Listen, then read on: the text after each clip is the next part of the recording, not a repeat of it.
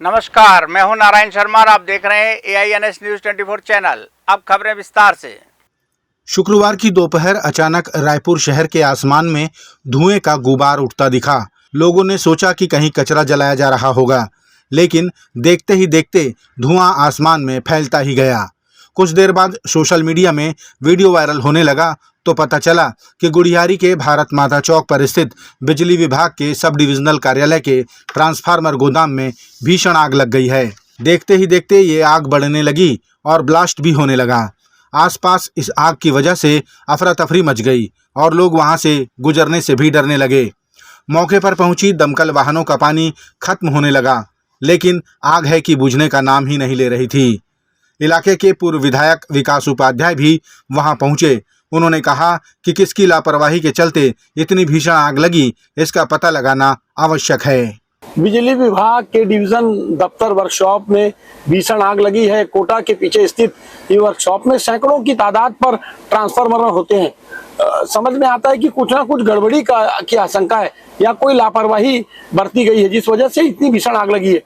उनसे लगी हुई रिहायशी कॉलोनियां हैं। मैं समझता हूं कि विभाग या जानबूझकर इस आग किसी चीज को दबाने के लिए इस आग को लगाया गया है या किस कारण क्या है, इसके पता लगाने की आवश्यकता है। और लापरवाही हुई है तो जो लोग दोषी हैं उस पर जरूर कार्रवाई होना चाहिए। आजू बाजू लोगों की जान जाने की स्थिति बनी हुई है। आग भीषण है। जब एक ट्रांसफार्मर जला तो उसके साथ वहां सैकड़ों की तादाद में ट्रांसफार्मर है, उनमें भी आग लगी और अभी तक व्यवस्था सुधरी नहीं है। हमारी डिमांड है कि जल्द से जल्द इसकी जांच भी हो और जो लोग इसके पीछे दोषी हैं उन पर सख्त कार्रवाई भी होना चाहिए। अखिल भारतीय कांग्रेस कमेटी ने आज अपना चुनावी घोषणा पत्र जारी किया।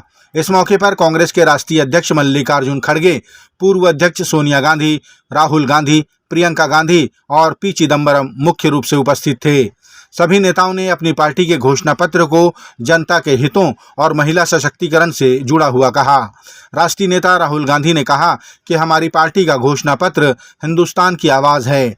इसे हमने सिर्फ लिखा है, बनाया तो देश की जनता ने है। ये जो मैनिफेस्टो बना है, ये मैनिफेस्टो कांग्रेस पार्टी ने नहीं बनाया है। ये मैनिफेस्टो हिंदुस्तान की जनता ने बनाया है। हमने सिर्फ इसको लिखा है, ठीक है, और हमने सिर्फ इसको लिखा है। जो किसानों ने हमें बताया, खारगे जी को बताया, मुझे बताया, बाकी नेताओं को बताया, वो हमने लिखा है। चाहे वो रोजगार की बात हो, चाहे वो कॉन्ट्रैक्ट लेबर की बात हो, हजारों लोगों से बात करके हमने ये हिंदुस्तान की आवाज है, ये लिखी है। मगर जो राजनीति में आज हो रहा है वो क्लियर है कि सब पार्टीज को नरेंद्र मोदी, ईडी, सीबीआई, इन इंस्टीट्यूशंस को कैप्चर करके फाइनेंशियली मोनोपोली बना रहे हैं अपनी। और चुनाव के बाद रियलिटी है कि ये जो फाइनेंशियल मोनोपोली बड़ी इंटरेस्टिंग चीज है, क्योंकि सारा इंफॉर्मेशन, सारा का सारा इंफॉर्मेशन, किससे एक्सटॉर्शन किया है, किसको कॉन्ट्रैक्ट दिया है, कॉन्ट्रैक्ट देने के बाद उसने कितना पैसा दिया है, वो पूरी ब्लूप्रिंट, पूरी की पूरी ब्लूप्रिंट इलेक्टोरल बॉन्ड्स में लिखी हुई है। तो नरेंद्र मोदी जी ने आज नहीं तो कल ऑपोजिशन को पूरी chargesheet, proof sheet electoral bonds के थ्रू पकड़ा दी है। तो इसीलिए थोड़ा टेरर हो रहा है उनको, इसीलिए नंबर निकला है 400 पार। इसलिए ये महाराष्ट्र में हमारे नेता ले जा रहे हैं, हरियाणा में सब जगह हमारे नेता ले जा रहे हैं, क्योंकि इनको लग रहा है कि भैया अगर 400 पार नहीं 180 हो गई, 160 हो गई, 140 हो गई तो नैया पार हो जाएगी।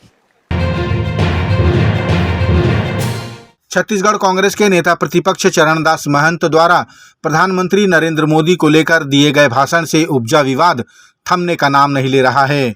अब उस भाषण की गूंज दिल्ली में भी सुनाई देने लगी है। भारतीय जनता पार्टी के राष्ट्रीय प्रवक्ता सुधांशु त्रिवेदी ने कहा कि चरणदास महंत द्वारा दिया गया भाषण सहज रूप से या फिर फिसली जुबान से निकला हुआ नहीं है। उसके आगे उन्होंने बाकायदा व्याख्या भी की है। निश्चित रूप से भारत की राजनीति के लिए एक बहुत दुखद संकेत है। बताइए, उन्होंने ये कहा कि मोदी जी के से मुकाबला करने के लिए एक ऐसा व्यक्ति चाहिए जो लाठी मारकर उनका सर फोड़ सके। मैं पूछना चाहता हूं, ये मोहब्बत की दुकान से कौन कौन से फरमान हैं? ये कांग्रेस पार्टी तो अपने को गांधी की परंपरा का उत्तराधिकारी स्वघोषित होने का, one and exclusive copyright holder होने का दावा करती है, तो क्या गांधी जी लाठी इसीलिए रखते थे? और इतना ही नहीं है, यह कोई सहज रूप में उनके मुंह से निकला हुआ कोई फिसला हुआ शब्द नहीं है। उसके बाद के कई वाक्यों में निरंतर उसका एक्सप्लेनेशन, उसकी व्याख्या की गई है। इधर कांग्रेस लगातार नेता प्रतिपक्ष चरणदास महंत का बचाव करती दिख रही है। कांग्रेस संचार विभाग के प्रमुख सुशील आनंद शुक्ला ने कहा कि भाजपा जानबूझकर सरल व्यक्तित्व के नेता चरणदास महंत को टारगेट कर रही है। ये पूरे कबीर पंथ समाज का अपमान है। डॉक्टर चरणदास महंत जी को टारगेट कर रही है, वो पूरे के पूरे कबीर पंथ समाज का अपमान है।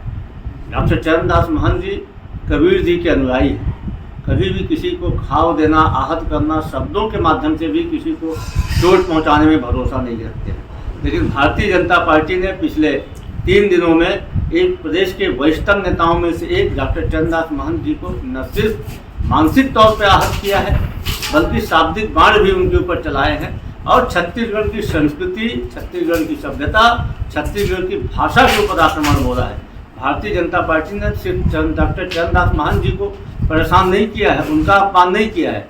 डॉक्टर चरणदास महंत तो के अलावा उन्होंने छत्तीसगढ़ की भाषा संस्कृति का अपमान किया है। छत्तीसगढ़ के मुख्यमंत्री विष्णुदेव साय के भाषण के वीडियो को एडिट करके ऐसा बनाकर सोशल मीडिया में वायरल किया गया, जिसमें वे कांग्रेस के प्रत्याशी पूर्व मुख्यमंत्री भूपेश बघेल को वोट देने की अपील कर रहे हैं। भूपेश बघेल नामांकन दाखिल किए राजनांदगांव में, आप लोग भूपेश बघेल को जिताइए।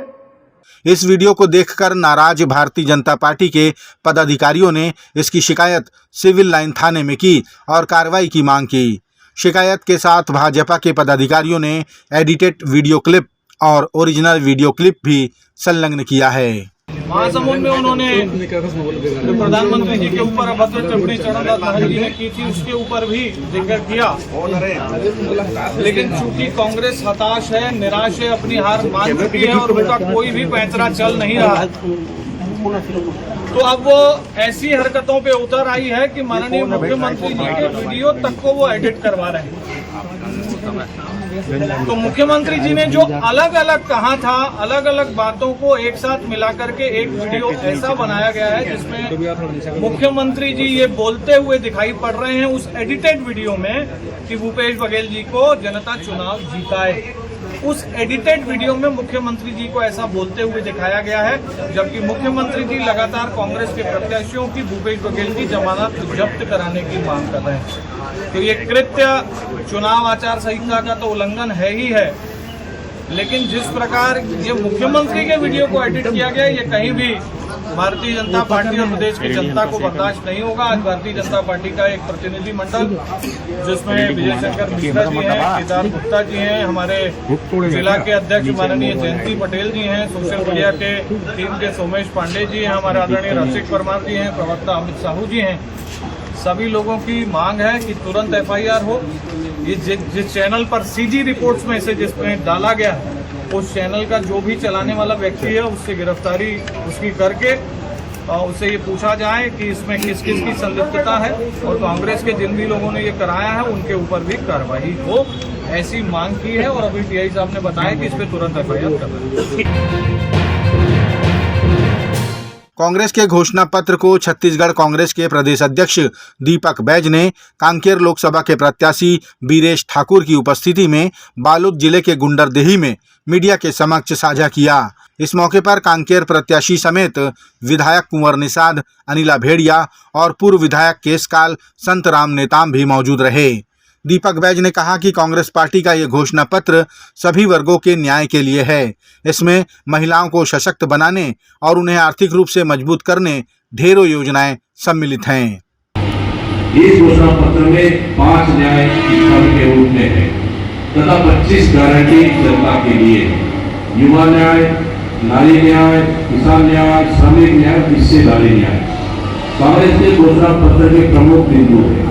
इसके साथ ही बुजुर्गों, अनुसूचित जाति, अनुसूचित जनजाति, अल्पसंख्यकों, गरीबों, विद्यार्थियों सभी समुचित विकास का ध्यान कांग्रेस की घोषणा पत्र में रखा गया है। लोकसभा चुनाव के लिए कांग्रेस पार्टी देश के लोगों को 5 न्याय की गारंटी दी है। कांग्रेस का मानना है कि देश में महिला, युवा, किसान, मजदूर सभी को विकास की मुख्य धारा में लाने के लिए उनको कानूनी संरक्षण मिले। इसके लिए कांग्रेस पार्टी ने लोकसभा चुनाव के लिए किसान न्याय, युवा न्याय, नारी न्याय, श्रमिक न्याय तथा हिस्सेदारी न्याय देने का वायदा किया है। पहला, नारी न्याय के अंतर्गत कांग्रेस पार्टी वादा करती है जिसमें हर गरीब महिला को साल में 1 लाख रुपए देगी। राजधानी रायपुर की पुलिस ने आईपीएल सट्टा खिला रहे 4 लोगों को तेलीबांधा इलाके से गिरफ्तार किया। इनके पास से पुलिस ने 2 लैपटॉप जिसमें 3.5 करोड़ रुपए का विवरण और 12 मोबाइल जब्त किया है।